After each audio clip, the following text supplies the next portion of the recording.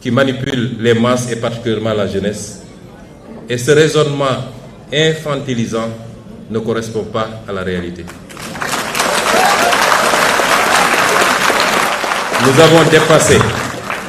Nous avons dépassé l'époque où les Africains pouvaient se faire manipuler par quelques peuples, par quelques régimes.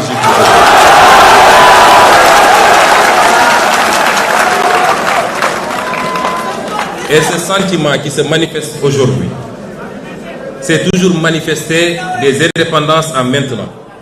Chaque génération a connu son lot de militants porteurs du même discours, désapprobateurs du caractère volontairement léonin et destructeur pour l'Afrique de ses relations avec le reste du monde et particulièrement avec l'Europe. Ce qui est par contre nouveau, et nous l'admettons, c'est l'ampleur qu'ont pris ces idées auprès des masses africaines, nourries entre autres par les échecs des élites gouvernantes africaines souvent corrompues et les relations ambiguës que l'Europe entretient avec elles, les menaces sécuritaires, l'apparition de nouvelles opportunités de coopération, mais évidemment l'effet multiplicateur des réseaux sociaux. Aujourd'hui, l'Afrique, la majorité de ses élites, sa jeunesse, sa diaspora et ses masses populaires ont beaucoup évolué. L'Occident l'a-t-il suffisamment compris? Ou est-il encore figé dans une version focardienne de ses relations avec l'Afrique? Avec la France, par exemple, je n'ignore pas que nous, notre mouvement politique, quand je dis la France, je parle de ceux qui gouvernent aujourd'hui la France. Je parle du président Macron et de son régime. Nous ne parlons pas du peuple français avec lequel nous n'avons aucun problème et avec lequel nous sommes liés par une longue et riche histoire.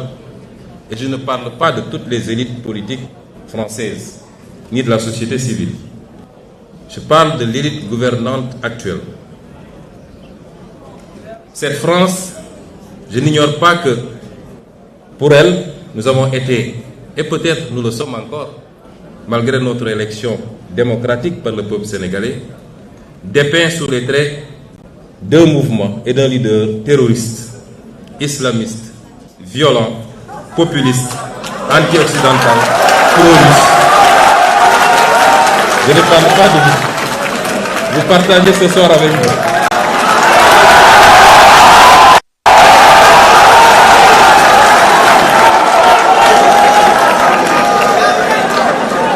Il est évident, M. Mélenchon, que je ne m'en plains pas, puisque le français bon chose que vous êtes n'échappe pas à cette catégorisation. La vérité, c'est que beaucoup de gouvernants européens, et singulièrement français, s'accommodaient mal de notre discours politique souverainiste et se fixaient comme objectif de l'entraver. C'est ce qui explique certainement leur mutisme approbateur face à la sanglante persécution du régime du président Macky Sall contre notre parti politique et ses militants.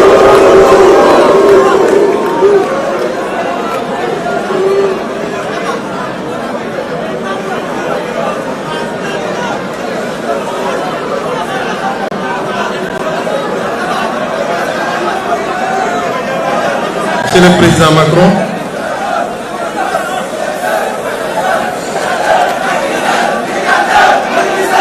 je voulais dire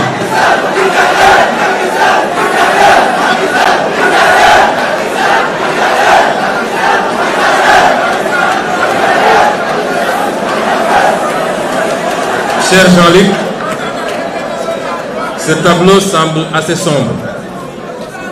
Je le dis parce que durant toute la période de persécution extrêmement violente contre tout un mouvement politique au Sénégal, ayant entraîné, causé la mort de plus d'une soixantaine de personnes, des milliers de blessés, plus de 1000 détenus politiques, vous n'avez jamais entendu le gouvernement français dénoncer ce qui s'est passé au Sénégal.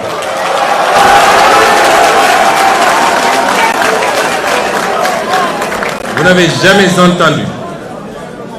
n'avez jamais entendu l'Union européenne dénonçait ce qui se passe au Sénégal.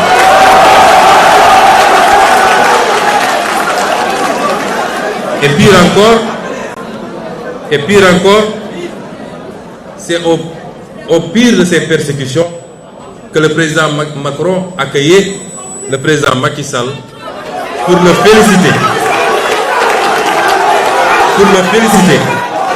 d'avoir fait ce qu'il fallait pour sauver son pays.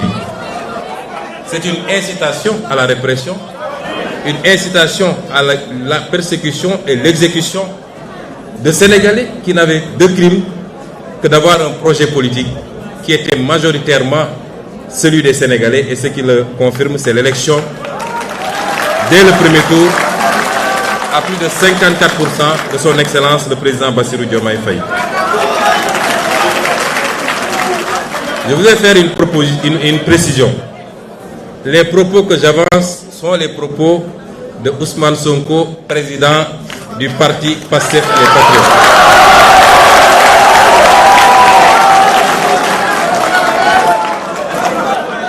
Il est évident que notre posture actuelle, consistant au fait que nous avons à conduire les destinées de ce pays qu'est le Sénégal,